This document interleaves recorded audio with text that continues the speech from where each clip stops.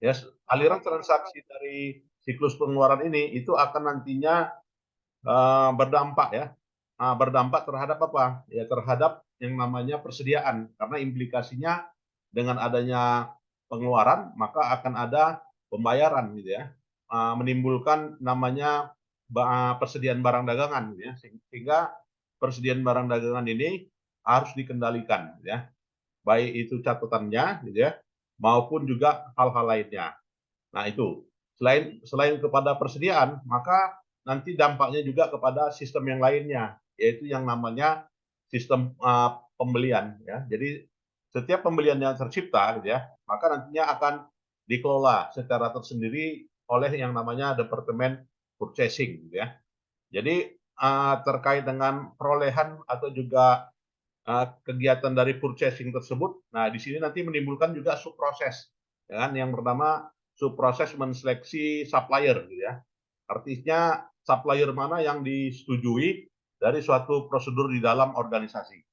Jadi dalam upaya pemilihan supplier ya itu erat sekali, gitu ya, dengan yang namanya purchase order ya.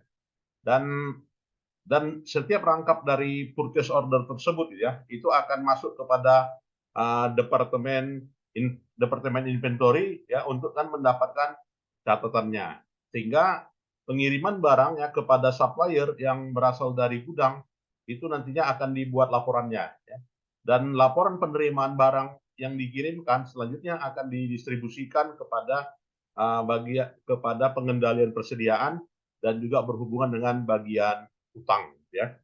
Jadi persediaan di sini akan diperbaharui secara berkala berdasarkan pada barang yang diterimanya. Sehingga Departemen Hutang itu akan menerbitkan yang namanya invoice ya kepada supplier ya, dan juga menyajikan yang namanya paket voucher ya untuk melakukan rekonsiliasi dengan dokumen lainnya. Nah, kira-kira demikian yang namanya siklus pengeluaran.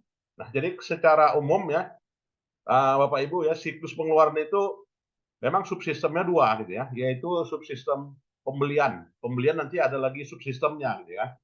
Nah, ini kalau kita gambarkan ya menggunakan yang namanya uh, flowchart gitu ya. Jadi menggunakan flowchart diagram dan juga bisa nanti kita gambarkan menggunakan DFD gitu ya, data flow diagram, baik itu subproses 10 ya, subproses 20 dan juga subproses 30 ya. Nah, jadi berkaitan dengan yang namanya siklus pengeluaran tersebut gitu ya, itu bermula dari adanya pengecekan gitu ya, pengecekan terhadap persediaan ya. Sehingga apabila persediaan itu pada level tertentu memang ingin dipesan kembali gitu kan, maka akan menimbulkan yang namanya purchase requisition ya, permintaan pembelian gitu ya. Selanjutnya dalam permintaan pembelian maka menerbitkan yang namanya purchase order gitu ya. Nah, setelah purchase order maka barang dipesan gitu kan. Barang dipesan, setelah dipesan barang datang gitu ya. Maka barang datang yang dalam hal ini masuk ke gudang ya berdasarkan pada receipt of good gitu ya. Maka nantinya barang di gudang gitu kan, maka selanjutnya masuk pada fase penagihan gitu ya. Dan selanjutnya masuk pada fase pembayaran kas, dan pembayaran kas dilakukan ya via cek atau juga via electronic fund transfer lainnya kepada yang namanya supplier gitu ya. Dan model ya siklus pengeluaran apabila ya dalam hal ini menerapkan yang namanya elektronik ya, berbasis elektronik gitu ya, maka data flow diagramnya ya di FD-nya kita bisa lihat ya sebagai berikut. Jadi request for purchase ya, selanjutnya choosing purchase, choosing supplier gitu ya, kemudian melakukan proses order ya, kemudian receipt of good ya, kemudian receipt of bill, dan juga selanjutnya payment ya. Nah, ketika receipt receipt of good disitulah ya yang namanya berperan yang namanya web based tracking ya. Artinya ya ketika barang masuk itu akan ditinjau gitu ya, atau juga ditelusuri ya, atau dapat ditelusuri sejauh mana ya proses atau juga aliran ya pada saat sebelum barang itu diterima ya, yang melalui namanya web base gitu ya. Nah, begitu juga di dalam pemilihan supplier, gitu ya. Jadi keterlibatan yang namanya e-procurement, gitu ya. Jadi keterlibatan dari e-procurement di sini, nah di sini ada proses lagi, gitu ya. Sehingga choosing of supplier ini menimbulkan subproses yang namanya subproses pemilihan supplier, gitu ya. Selanjutnya nanti begitu juga dalam e-procurement, maka nantinya tercipta sistem subsistem yang lainnya yang bernama SRM, ya, atau disebut dengan Supplier Relationship Management. Nah, inilah Bapak Ibu ya bedanya antara the expenditure cycle tradisional ya dengan the expenditure cycle basis elektronik, gitu ya. Nah, ini bedanya. Ya. Terlihat ya perbedaan keduanya. Nah, sehingga perkiraan piutang ya kan, perkiraan piutang itu masuk di apa ya, yang tersaji di buku besar pembantu gitu kan, akan diperbaharui sehingga totalnya itu akan masuk buku besar umum gitu ya. Dan voucher gitu ya di forward kepada departemen pengeluaran kas ya atau disbursement department. Dan step dari siklus pengeluaran di sini itu sama gitu ya dalam setiap organisasi gitu. Jadi mau perusahaannya manufaktur gitu ya, jasa gitu kan, atau juga iyalah ya antara manufaktur dan dengan non faktur ya itu similar gitu ya. Jadi artinya ya the expenditure cycle ini berlaku untuk seluruh perusahaan. Nah, kira-kira demikian gitu ya. Dan diimplementasikan ya dengan model secara menyeluruh apakah dengan metode manual gitu ya, dan juga selanjutnya digunakan namanya berdasarkan pada metode automate ya atau disebut dengan web based tracking gitu ya. Nah, itulah hubungannya. Nah, sekarang mau kita lihat bagaimana subsistem yang ada pada expenditure cycle gitu ya. Jadi subsistem dari expenditure cycle diantaranya proses ya menimbulkan proses 1-0 gitu ya. Kalau di dalam data flow diagram ya Bapak Ibu proses ordering gitu ya. Kemudian proses receiving 1-0 gitu ya. 1-0 ini 2-0 ya. Kemudian paying for goods 3-0 ya. Dan dari kegiatan pembelian di sini ya di dalam suatu organisasi itu sangat kompleks ya. Ya sehingga sangat kompleks dan melibatkan beberapa fungsi-fungsi internal yang ada di dalamnya ya. Terutama adalah bagian akuntan, kemudian juga bagian keuangan ya atau juga bendahara dan juga departemen yang lainnya. Jadi kegiatan aktivitas pembelian ya termasuk hubungannya adalah dengan paling utama ya itu adalah hubungan dengan eksternal entitas gitu ya, yaitu yang namanya supplier dan juga si pengirimnya disebut dengan shipper gitu ya. Jadi aktivitas pembelian kalau digambarkan dengan menggunakan konteks diagram ya secara umum adalah meliputi pada saat pengadaan atau disebut dengan requisition, kemudian selection supplier, ya kemudian creating purchase order, ya kemudian receiving good dan juga paying supplier. Nah, kira-kira itu yang namanya konteks diagram dari purchasing activities. Jadi jawaban dari subsistem dari purchasing activities meliputi keempat proses tersebut ya, kelima proses tersebut. Nah, proses ini, Pak Ibu ya. Nah, kemudian bagaimana ya keterlibatan ERP gitu ya. Nah, jadi keterlibatan ERP di sini ya selagi ada yang namanya peranan dari internet gitu ya, maka ERP itu berjalan gitu ya. Jadi dengan kata lain, aktivitas itu bisa dilakukan secara terintegrasi gitu ya. Maka itulah yang namanya ERP. Jadi secara umum maka di apa ya adanya peranan dari software modul ya, di mana software modul di dalam proses dari dalam purchasing proses itu terlibat besar ya, terlibat besar. Dan begitu juga ya di dalam pemilihan apa ya, dalam pemilihan vendor ya. Nah, jadi di sini melibatkan yang namanya proses yang disebut dengan e-procurement ya. Sehingga e-procurement ini bisa berjalan optimal disebabkan karena adanya internet gitu ya. Nah, sehingga adanya internet dan terjadilah pemesanan bahan baku gitu ya, baik secara langsung maupun juga secara tidak langsung. Subsistem sistem itu disebut dengan sistem maintenance, repair, and operating atau juga disebut dengan MRO gitu ya, yang membedakan dari purchase secara tradisional ya. Nah ini. Jadi yang namanya uh, keterlibatan internet itu begitu besar ya, sehingga disebut dengan SRM ya. Jadi peranan dari SRM tadi gitu ya, artinya situ repair and juga maintenance. Nah ini terhubung lah gitu ya, terhubung dengan supplier dan juga dengan marketplace gitu ya. Jadi peranan internet di sini berperan besar gitu ya, Pak Ibu. Nah, kalau kita lihat di sini supplier relationship management itu pun juga melibatkan subsistem lagi gitu ya. Jadi nanti kalau kita gambarkan yang namanya data flow diagramnya ya, bukan flowchart diagram ya, tetapi data flow diagram. Ya, jadi kalau dia data flow diagram itu kita kan gambarannya adalah aliran data ya. Nah, jadi untuk khusus berhubungan dengan supplier sendiri pun ya yang namanya e-procurement tadi gitu ya, ini melibatkan proses sebagai berikut ya. Jadi mulai dari proses supplier selection strategy ya, proses 1.0 ya, boleh kita gambarkan ya. Kemudian misalkan kalau dia pemilihan supplier ini adalah proses 1.0 gitu ya, maka disebut dengan 1.1 gitu ya. 1.0 tadi adalah pemilihan supplier ya, atau juga disebut dengan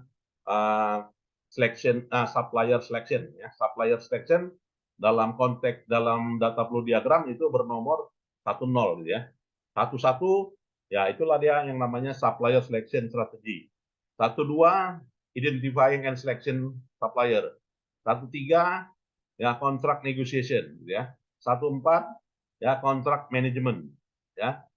Kemudian 1.5 ya supplier service ya. 1.6 ya kan, 1.7, 1.8 ya, 1.9, 1.10 dan juga 1.11 ya. Nah ini jadi menimbulkan subsistem baru yang namanya supplier relationship management Bapak Ibu ya. Nanti akan kita lihat ya. Mungkin dalam e-book ini belum nggak ada dibahas ya. Kira-kira apa sih kelemahan dari pengendalian internal ya, terkait dengan judul yang saya berikan kemarin kan. Itu ada apa kelebihan, apa juga kekurangan dari pengendalian internal pada setiap subsistem SIA tersebut. Nah, kalau coba kita melihat dulu ya, apa sih kelebihan dan kekurangan dari pengendalian internal ya dalam proses apa tadi gitu ya, proses expenditure cycle. Nah, ini tersaji sebagai berikut ya. Ini bahannya udah, kalau nggak salah udah saya berikan ya, Bapak Ibu ya.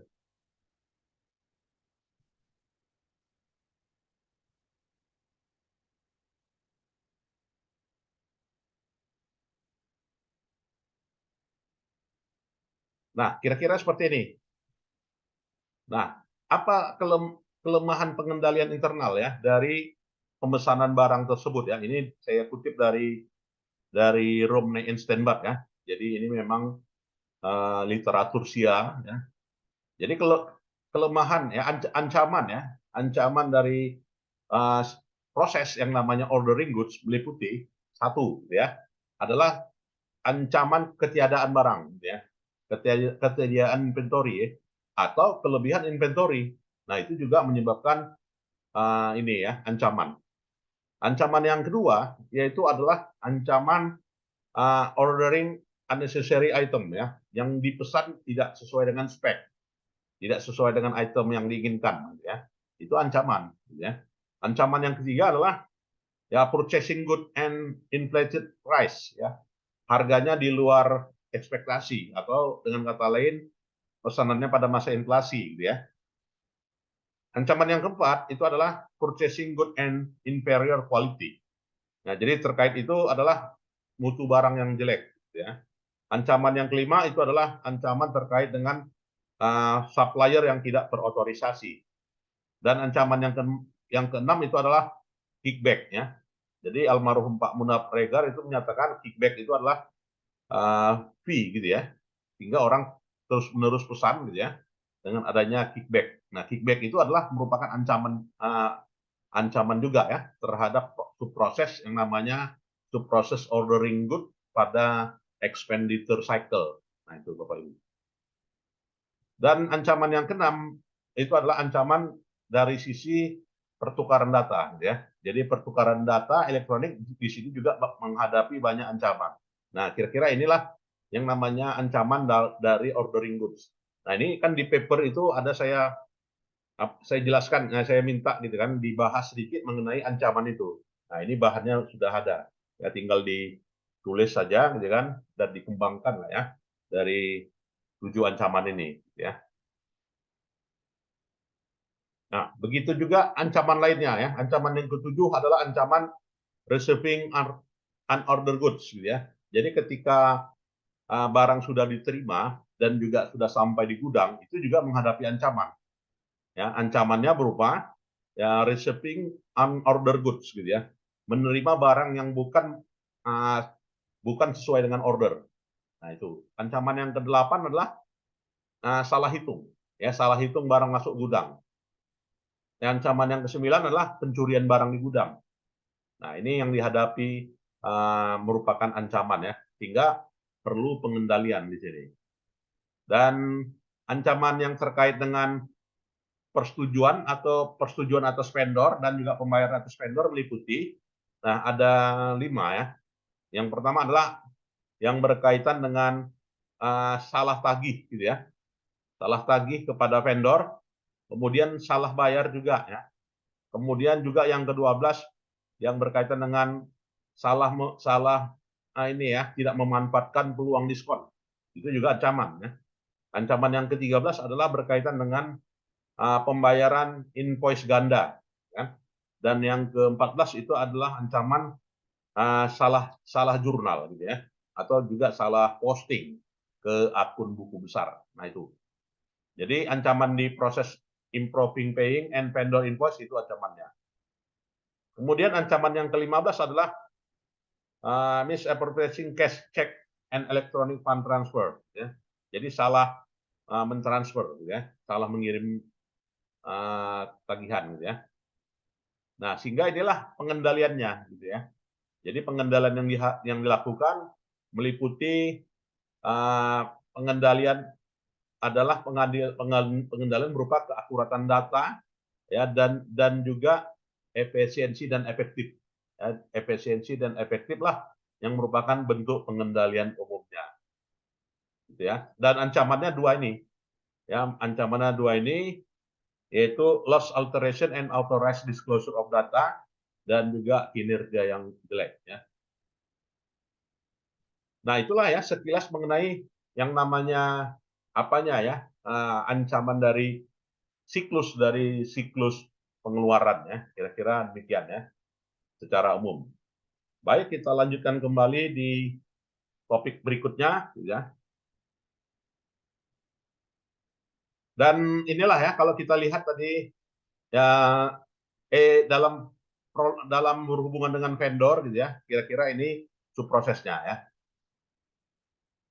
Dan dalam pemilihan supplier tadi gitu ya, pemilihan supplier tadi itu dilakukan dengan yang namanya non quantifiable factor dan juga quantifiable factor ya. Dan dalam pemilihan supplier tersebut ya, baik itu syarat dan juga kondisi serta proses negosiasi dan juga renegosiasi gitu ya, itu ya tidak dilakukan dengan pertemuan ya, tidak dilakukan dengan pertemuan langsung ya, tetapi via media ya, yang namanya RFI, RFQ atau juga RFP gitu ya. Jadi kalau dengan kata lain gitu ya, bentuknya e-katalog ya. Jadi kalau yang namanya e-katalog itu kan kita hubungan suppliernya tidak ada gitu kan. Tidak ada kontak, tetapi kita bisa pilih barang ya. Kita pilih barang ya dari supplier tertentu tanpa berjumpa langsung gitu ya. Nah, inilah yang namanya question and answer ya, antara hubungan antara supplier dengan buyer tersebut terjadi. Ya, jadi bentuk e-katalog itulah praktiknya ya, Bapak Ibu ya, dalam siklus pengeluaran. Dan hubungan tersebut ya, antara supplier dan buyer itu dilakukan melalui proses purchase order ya, kemudian dari supplier mengirimkan katalog atau ASN, kemudian juga mengirimkan tagihan ya, dan juga melakukan pembayaran ya. Jadi inilah berhubungan dengan supplier, maka berhubungan dengan sales order dan juga shipping detail ya. Dan juga melibatkan yang namanya barcode ya. Jadi barcode di sini sebagai alat validasi ya, alat kontrol juga tadi ya. Jadi keakuratan itu sangat ditentukan oleh yang namanya proses validasi. Jadi proses validasi salah satunya adalah menerapkan yang namanya barcode ini, Bapak Ibu ya. Dan apa ya? Dan proses tersebut ya, proses persetujuan ya, proses persetujuan dari penseleksian tersebut ya, secara apa ya? Secara instruksi ya, menggunakan apa ini ya? Proses sebagai berikut ya, prosesnya ini. Dan inilah ya, kalau kita melihat gambaran antara hubungan antara supplier dengan buyer tersebut ya, dan juga proses kontrak dan juga proses pembayaran dan juga pengelolanya gitu ya. Nah, dilakukan dengan ya mulai dari proses pencarian barang ya kepada supplier, kemudian setelah barang dipilih langsung dipesan gitu ya, selanjutnya dikirim ya, shipping detail ya. Kemudian dilanjutkan dengan payment charge gitu ya, dan menggunakan e-card dan juga supplier atau juga buyer ya mengakuinya, dan selanjutnya melakukan apa ya, pelaporan ya, dan juga pengendalian serta monitoring ya atas pelaksanaan dari expenditure cycle tersebut. Nah, sehingga dengan kata lain ya, bahwasanya expenditure cycle tersebut ya tidak lepas dari yang namanya server ya, yang namanya internet di sini ya. Jadi hubungan dengan supplier ya, pertukaran secara online ya, dan dalam hal ini terhubung ya dengan aplikasi perusahaan yang namanya SAP ya, pada modul yaitu modul supplier dan juga modul enterprise buyer di sini ya.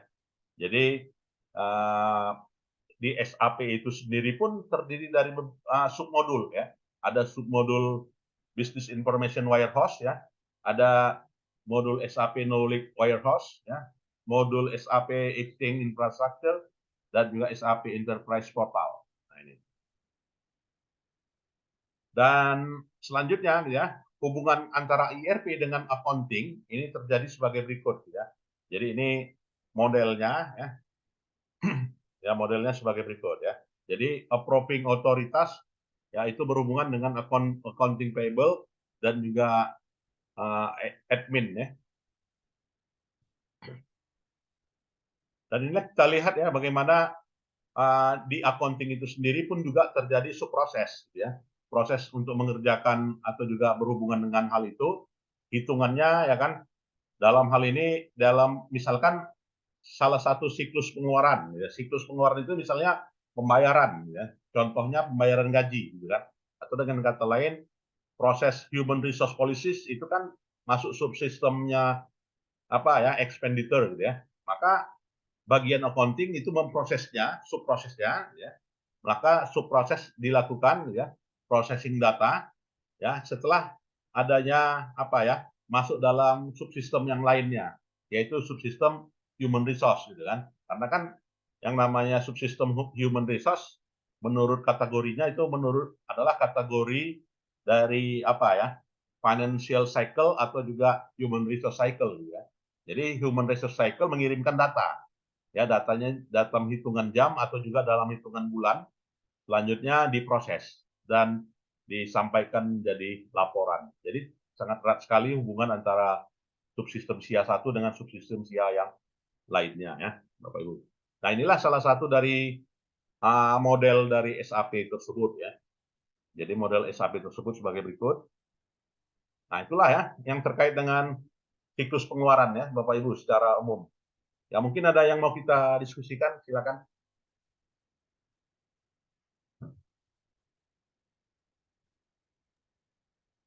Mohon izin Pak Prof, Ya Pak, silakan Pak. terkait dengan siklus expenditure yang di SAP kan ada tadi beberapa ancaman Pak Prof. Iya Di betul sana Pak. juga saya lihat Pak Prof yang kami alami, apakah itu termasuk ancaman Pak Prof bila mana materialnya itu sebenarnya sama, tapi dengan nomor material yang berbeda jadinya dia Pak Prof. Contoh di sini disebut namanya pulpen, sedangkan di sana pen. Jadi materialnya banyak seolah-olah gitu Pak Prof. Iya betul Pak. Jadi itu apa ya? Ganda ya. Nah ini dia ya. Jadi ada ancamannya. Nah, jadi ancaman itu adalah ancaman ketika menerima barang ya Pak ya. Jadi receiving and storing good. Jadi ketika barang diterima dari vendor gitu ya dan juga disimpan di gudang itu juga menghadapi ancaman. Ya kan ancamannya adalah receiving unordered goods satu ya. Kemudian ancaman yang lainnya adalah salah hitung ya kan harusnya pesan 12 yang masuk 10 harusnya masuknya atau kelebihan gitu ya. Kelebihan juga ancaman gitu. Ya, kelebihan ya. Jadi error in counting receiving goods atau juga pencurian. Nah, ini. Jadi berkaitan itu maka masuk kategori receiving unordered good. Ya, kira-kira demikian Pak ya. Artinya barang yang dipesan jenisnya hampir sama gitu ya. Tapi nggak dipesan sebenarnya gitu ya. Tapi dipesan akhirnya. Ya, itu merupakan ancaman juga ya.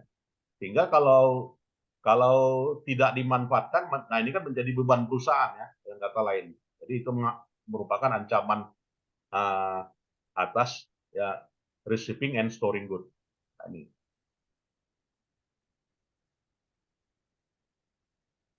Nah, Izin pada Pak Prof, satu ya, lagi Pak Prof, ya, Pak. terkait dengan implementasi ERP ini Pak Prof. Jadi beberapa waktu kemarin ada disertasi mengenai IT sophistication, Ya. kecanggihan teknologi. Kira-kira Pak Prof memungkinkan nggak Pak kalau misalnya novelty-nya itu terkait dengan evaluasi kecanggihan teknologi yang diterapkan di BUMN perkebunan? Iya, itu bagus Pak untuk diteliti gitu ya. Jadi nanti Bapak bisa ambil sampel misalnya perkebunan Pak satu ya kan PTPN 1, PTPN 2, PTPN 3 terkait dengan keandalan SAP-nya atau SAP-nya sudah terintegrasi gitu kan. Nah, kalau memang tidak nah kita disitulah kita akan menilai gitu kan bahwasanya aplikasi tersebut gitu ya itu perlunya terintegrasi sehingga ancaman ini bisa minimal ya atau uh, tidak perlu terintegrasi terkait dengan efisiensi dan efektivitas gitu kan. Nah, ini itu contoh lah ya misalnya Pak ya. Bagaimana nah ini pun juga bisa Bapak Ibu ambil judul gitu ya. Efektivitas perolehan PAD Kota Medan ya. Efektivitas perolehan PAD Kota Medan secara manual efektif meningkatkan PAD atau menggunakan aplikasi ya kan yang misalnya pada restoran, pajak restoran ya kan. Nah, itu ada alat gitu kan yang diterapkan pada kasir. Nah, jadi di itu dilatar belakangi oleh ketidakpercayaan gitu kan, ketidakpercayaan stakeholdernya yaitu misalnya Pemko gitu kan, ingin dia mendapatkan PAD yang besar terkait dengan uh, kevaliditas catatan gitu ya. Jadi kalau kalau masuk kasir ya langsung terprint faktur atau juga invoice itu ya udah masuk pajaknya ya. Nah, jadi untuk mengendalikan itu ada alat yang harus ditempel ya. Nah, ternyata dari sisi perolehan PAD alat itu nggak berjalan efektif gitu kan. Ya bagaimana misalnya restoran ya atau juga kafe ya kan uh, yang menghadapi banyak kendala ya kalau itu diterapkan. Mulai dari keengganan kasirnya ya atau keengganan dari uh, ownernya ya, menggunakan aplikasi itu sehingga dikeluhkan oleh stakeholder yang lain yaitu misalnya bank gitu ya. Pak, kenapa setoran PAD-nya makin kurang ya terhadap pajak restoran? Ya disebabkan karena alatnya itu kan. Nah, sementara BPK itu sendiri menginginkan efektivitas pencatatan dari setoran PAD itu menggunakan alat. Nah, itu juga bisa diteliti ya Pak ya. Nah, jadi kalau Bapak pun ingin juga meneliti tentang ya implementasi SAP itu pada perkebunan, ya bagus Pak ya, sangat bagus, belum ada ya, dan itu kalau bisa misalnya melibatkan sampel yang banyak ya, minimal 200 ya, 200 operator ya pada level kebun atau level kebun lah ya, saya kira ya. Nah itu tadi. Terima kasih, Prof. Bagus Pak ya judulnya itu.